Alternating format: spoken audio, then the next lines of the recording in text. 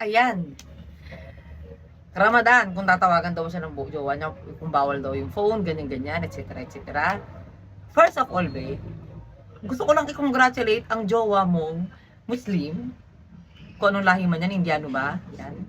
Dahil, alhamdulillah, alam pa rin niya na kasama sa pag-aayuno or pagpa-fasting, yung hindi pakikipag-usap ng ganyan sa jowa.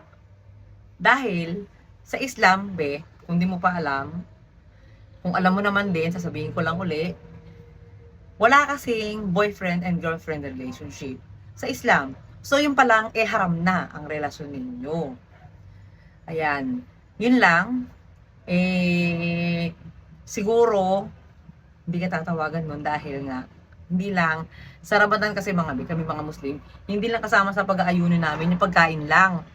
Yan. Dapat refrain din kami sa pagsasalita ng masama sa ibang tao, yung pagsisinungaling, refrain din kami dyan sa mga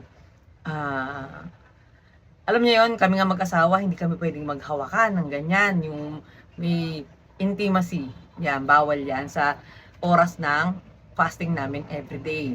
How much more yung magjowa pa. Yan. Malamang hindi kanya tawagan, pero pwede kanya kausapin sa phone bago mag-Fajr prayer. Okay? Which is dito sa Manila is 4:56 AM. Yan. Matatapos yung fasting around 6 o'clock, 6:06 ng gabi.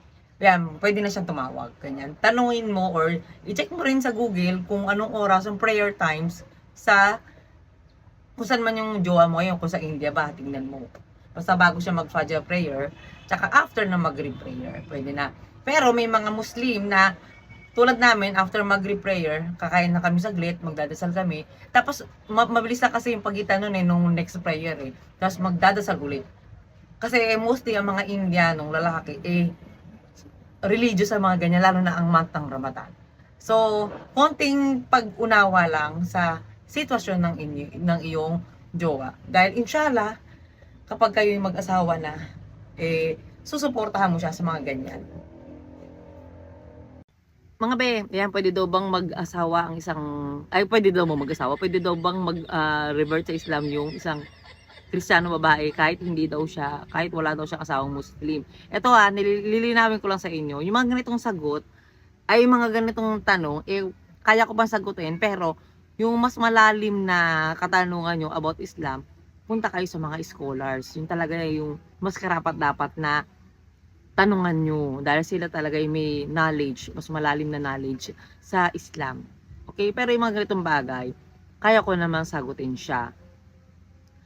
Oo naman. Okay? Kahit sinong ibang religion, pwedeng magbalik Islam, pwedeng mag-revert sa Islam, kahit hindi mo asawa, kahit wala kang asawang Muslim. Ako, nag-asawa kami ni Imran, Katoliko ako noon. Ayan. Nag-revert lang ako sa Islam nung mga ilang years ko na siyang, ilang years ko na siyang kasama kasi matagal bago kami nagkaanak. So, nakikita ko yung way of life niya, yung lifestyle niya, yung way of thinking niya, yung lahat-lahat. Tapos yung mga tao sa paligid namin, yung mga kaibigan niya, marespeto talaga sila mga lalaki. Ganon yung nagustuhan ko. Tapos napakasimple. Lahat pinapasalamatan nila yung Allah subhanahu wa ta'ala sa lahat ng blessing, malait, malaki. Yun yung mga napansin ko sa kanila. Tapos napakasimple ng buhay ng isang Muslim. Ayan, kung kontento ka sa buhay mo. Ganon ang mga nagustuhan ko. So, kahit kailan din ako pinilit mag-embrace. Sabi ko nga sa inyo, sa mga vlogs ko, wala siyang alam na nag-aaral na ako magdasal ng Muslim. Okay, nag-aaral na ako magsuot ng hijab, ganyan. Nag-revert na ako sa Muslim nang hindi niya alam. Nagulat na lang siya nung pinakita ko sa kanyang booklet na certificate ng Embracing Islam. Yan. Yun yung tanong mo nga uli, sister. Pwedeng-pwede kang mag-embrace sa Islam. Kahit wala kang karelasyon o asawang Muslim. Nasa sa iyo yun. Hindi ko pinapabaon ng kanin yung mga bata dahil mas gusto nila ang sandwiches. Ito yung palaman ng sandwich na yan, pastil ni Bapa. At dahil malapit na nga ang Ramadan, ilang araw na lang, unti-unti ako nagpe-prepare ng mga kakainin namin para hindi na ako mahirapan. Ito, advice ko sa mga balik Islam na ngayon pa lang magra-Ramadan, ngayon pa lang magpa-fasting, ganito rin ang gawin ninyo, mag-ready na kayo ng madaling lutuin na pagkain. Para hindi na istorbo yung dasal natin, yung, alam niyo yun, kasi first few days ng Ramadan, medyo nanghihina tayo. Pero after naman nun, okay na. Itong piniprepare ko ano lang yan, lumpiang toge. Napakasimple lang. Kalahating kilo ng lumpiang toge lang yan. Nilagyan ko ng carrots, tapos sibuyas, bawang, paminta, beans. Ayun yung mga ginisa ko. Tapos nilagay ko na sa wrapper. Siguro nakagawa ko mga 20 pieces. Tapos ngayon nga, dumarating dito si Tia Tinay para ibigay sa akin yung mga pasalubong na galing Baguio. And gumawa rin ako ng chicken spring roll.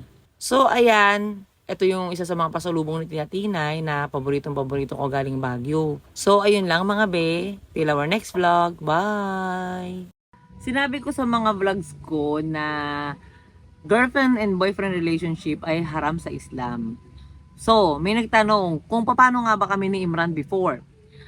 Unang-una sa lahat sa mga hindi pa nakakaalam mga be, isa po akong balik Islam. So, nagkakilala kami ni Imran, hindi pa po ako Muslim. Nag-revert ako sa Islam nung buntis ako sa panganay naming anak, dalawang anak namin. So, hindi niya alam, wala siyang idea no, na nag-revert ako sa Islam. And, yung story time tayo mga be, paano ba kami nag-start lahat-lahat ni Imran? Kung may girlfriend and boyfriend relationship bang naganap. Originally mga be, may kaibigan ako naka-close na parang kapatid ko na yung turing. From Pakistan siya. Sa UAE kami nagkakilala ni Imran kasi pareho kami ng company na pinagtatrabahuhan. Pareho kaming designer pero magkaibang department. And ito ngang lagi kong kausap yung kaibigan namin. Ano siya, Pakistan pero Punjab. Sabi niya Punjabi siya, ganyan. Pero from Pakistan siya, Sialkot, yan. And kami talaga yung magka-close. Pupunta siya sa amin kapag may tea time, ganyan, nagkukwentuhan kami, tas kapag may mga problema yung sa computer namin, siya yung gumagawa, ganyan. Tapos dumating yung isang araw na, ang tawag dito, bumalik si Imran galing India, kasi madalas siya umuwi sa India, kasi nga close yan sa magulang niya, sa nanay niya, nanay na lang meron siya Tapos, malapit lang naman yung UAE sa India, di ba? So, most of the time nandun siya. So, bumalik siya. Doon ko lang siya nakita, si Imran. Hindi ko alam na mag-best friend pala sila na itong close friend kong Pakistani o Indian at Pakistani. Tapos, ayun, hanggang kapag lumalabas kami, tatlo na kami, ganyan. And, hindi pa yun bago pa nangyari yun, yung lumalabas kami tatlo, may incident pa na nangyari na yung boss ko na Arabo, lagi ako pinapapunta doon sa department nila Imran. At iniiwasan ko naman kausap tong si Imran dahil siya, alam niyo naman yung mga Indian kapag bagong kausap nyo, ganito yung maririnig nyo, ganun, di ba? Kasi talaga iniiwasan ko siya kasi wala akong maintindihan.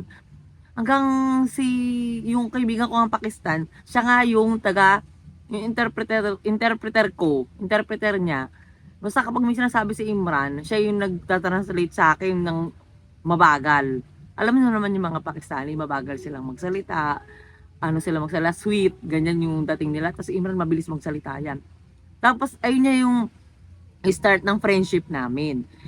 Then, yung friendship na yun, yung umuwi yung Pakistan nga, hindi ko na sabihin yung pangalan umuwi sa Pakistan yung kaibigan namin, yan, na best friend nga ni Imran.